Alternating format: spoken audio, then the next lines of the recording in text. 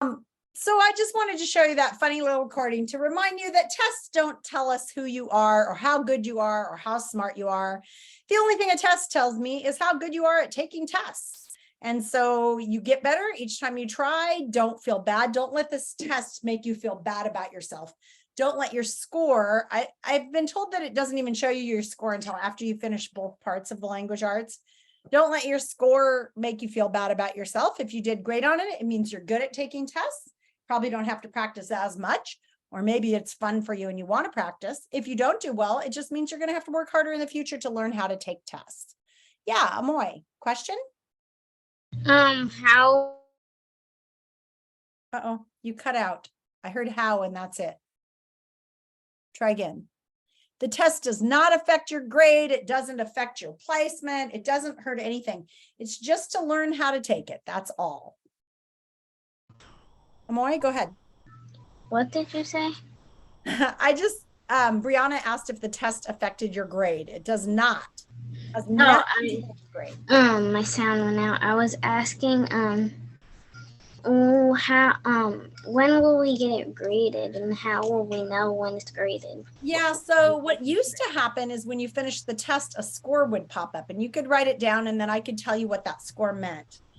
They've put the scores into 4 categories: does not meet benchmark, nearly meets benchmark, or exceeds benchmark. So that's all it is. Benchmark means that you're on grade level. Yep. Amadi, did you have a question? I didn't see my. Does it have? So now it doesn't just show you your score anymore. Well, so I asked my friend today because I didn't see any scores, and she said it doesn't show it until after you finish the second part of the language arts. So tomorrow, we'll start the writing part of the language arts. And after you finish that, then I guess the score will pop up. I really don't know. I couldn't find the scores today, so I don't know. Almost everybody who took the test today, all but 5 people finished it today. So about 2 sessions, I think, is about right for the reading part of the test. And good job getting in and everything. It was a little bit tricky this morning, figuring out how to do it. Now you're all experts, so that's good. You know, the thing is, you can practice taking the test, but you can't practice the logging in part until you're really taking it. So that's kind of a bummer. That was a bit of a surprise this morning. But if you got it right away, great job. If you didn't get him right away, I just left the test going over. Also, when I completed it, it said here are your results, even showed nothing. Oh, really? Yeah, it looks like that they just deleted that part of the code that is supposed to show you your score. I don't know. We'll see after you do the next part. So I want to show you what's going on with the testing tomorrow. Then I'm going to talk just a little bit about questions, if you guys had questions on the homework. Then I'm going to do the lesson today, which is not a health lesson today. It's social studies. Everybody breathe a sigh of relief. It's about the Constitution, so you're safe.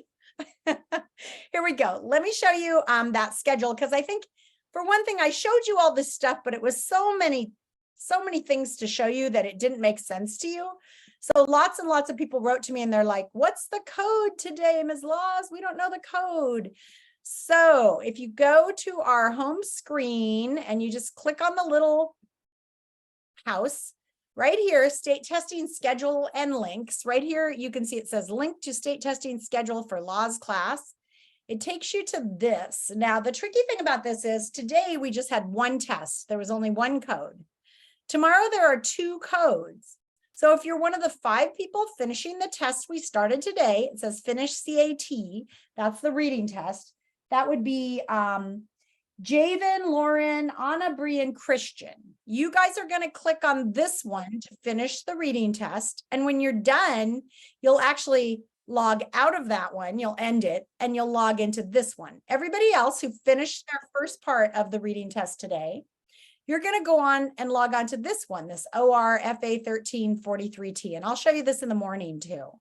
But this will be the performance task, which is your essay. Remember that you're not limited. If you get tired, like if you read through what the essay is about, you're going to need to read and figure out what they're asking you to write. They generally ask you to write one of 3 essays. either a story, narrative with a beginning, middle, and end, or an opinion essay that has a beginning, like a 5-paragraph essay with an introduction, some body paragraphs, and a conclusion, or a research-based essay where you're going to have to include some statistics and facts from the story. They're all going to be different prompts, so they won't be the same. What I've always told kids in the past is, since you do a lot of planning in your brain, go in, read the performance task, find out what it is, and then take a break and think about it for a while before you start writing. Think about how you're going to plan it and what you're going to write. If it were me, I'd go in, I'd read it, I'd like think about it, and then I'd leave the test and think for a while. But it's up to you. If you're used to just sitting down and being forced to write something right away, then you can do that. But I would suggest you really read it like 2 or 3 times and make sense of what they're asking you to write, and make sure you're writing what they've asked. All right. So then we have a few days for that one. When you get done with writing your essay, we'll start math on like Thursday. There's 2 parts to the math. I'm guessing the first part will take 1 or 2 sessions, and then we'll start the second part. But if you're not done with your essay, you can keep on working on that. I've made some PT sessions to work on the essay. And then we have next week. If you are not testing, or if you finished testing early, all you do is go to the calendar, take a look at the schedule. And like, I just realized that I didn't put the writing in here, but you can see this week it says non-testers have to do this lesson, but everybody has to do the rest of it. So there was a language arts lesson we're working on, 1203, scientific and technical monuments. It has a graphic organizer. The graphic organizer is your story that you're writing about the monument. That's what's due on Friday for this assignment. It's just your plan of what you're writing. So you don't even have to write it yet. Your writing just needs to be your plan, and that's your assignment for the week. Hey, Miss Laws, I have a question. Yeah. Am I supposed to go to the 1220s? No. Oh, because I thought I missed it, writing class. Nope. You're fine, but you do need to keep working on your writing. And today you were supposed to start reading this 1203 lesson and realize that it asks you to do the graphic organizer for Friday, showing your plan for your writing. Miss Laws, one more question about the graphic organizer. Do we have to do it? Yes. The You graphic. tell me, it doesn't have to be a graphic organizer. It can be just a Google Doc that says, hey, here's what I'm writing. For example, for mine, I'm working on, what is this, Mod 12? Is that right? Writing? I think so. Oh no, this is it. So here's my Mod 12 writing. See how mine sort of has a lot of information in here, and it's got like, where is it? What is it exactly? This is my graphic organizer. It's the place that I'm working on my writing. It's the place that has my notes. It shows what my subtopics are. My first body paragraph is going to be about where my monument is and what it is. My second body paragraph is going to be about the story of women in the war. My third body paragraph is going to be about how this memorial helped get veterans some rights. Does that make sense? So this is my graphic organizer. I'm going to share a link to this document and say, this is my graphic organizer. Okay. If you want to use the graphic organizer in the lesson, you can do that as well. But even if you're testing, you need to go in and make sure you're doing these assignments. So you still have to do language arts. You have to work on your graphic organizer. Then you have to watch the pre-recorded math lesson and do 1303. It's due tomorrow.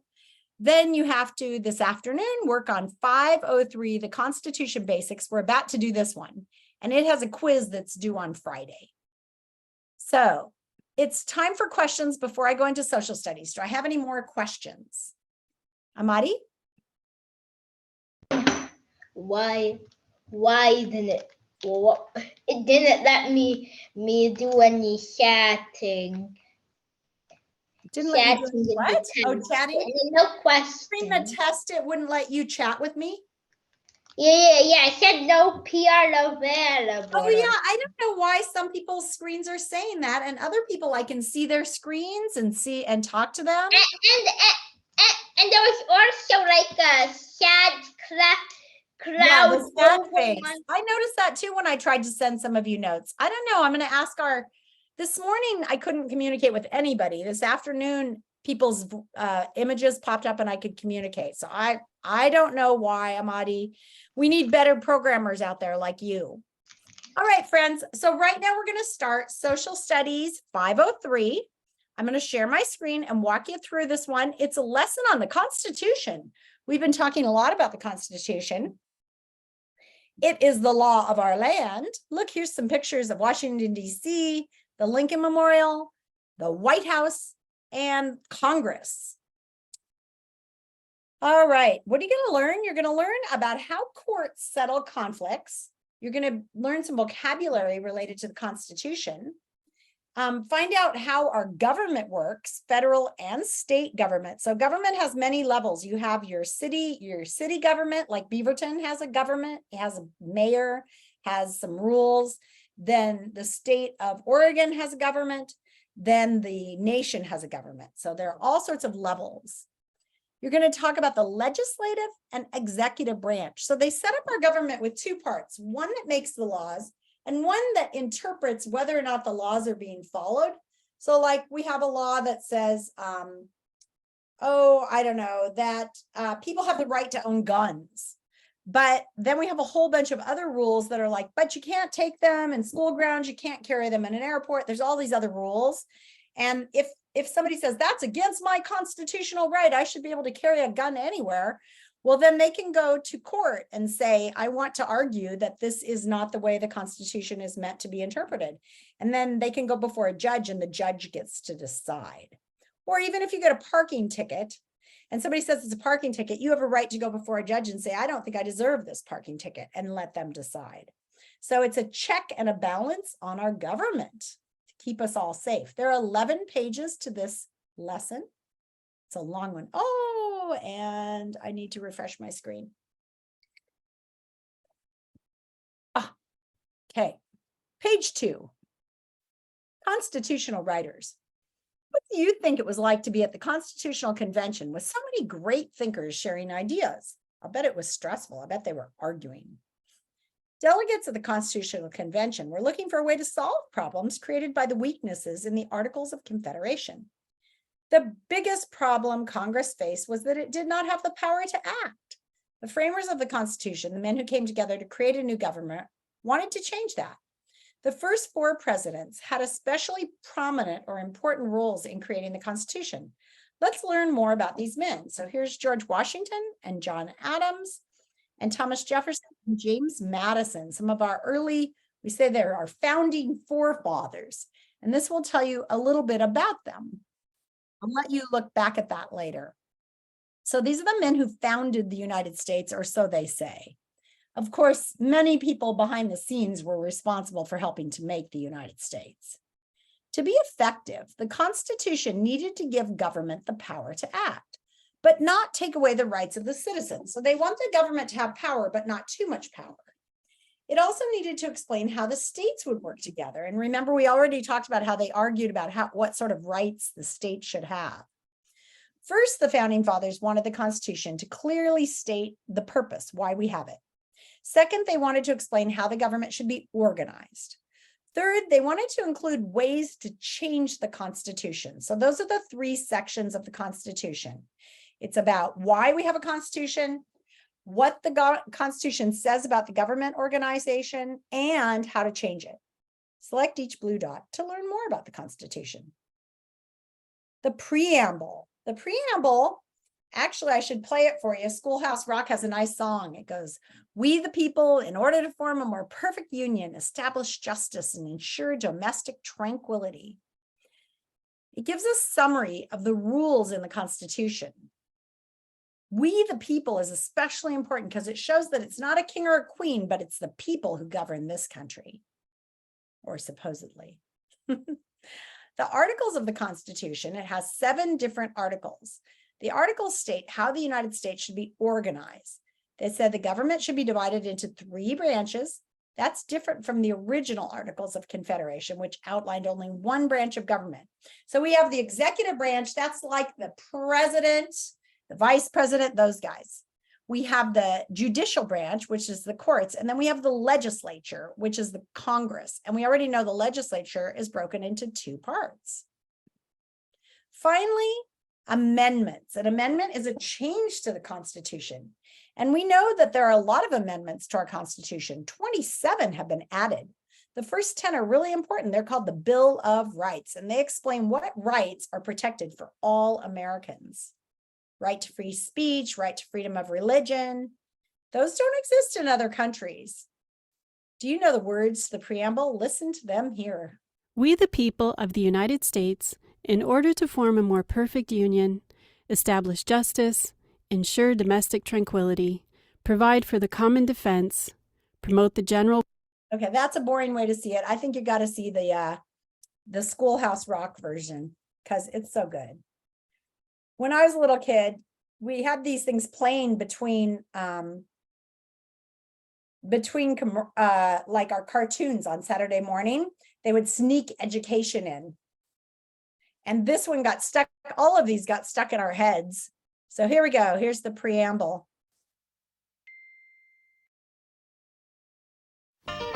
Hey, do you know about the USA? Do you know about the government? Can you tell me about the Constitution? Hey, learn about the USA. Our history. In 1787, I'm told our founding fathers did agree to write a list of principles for keeping people free.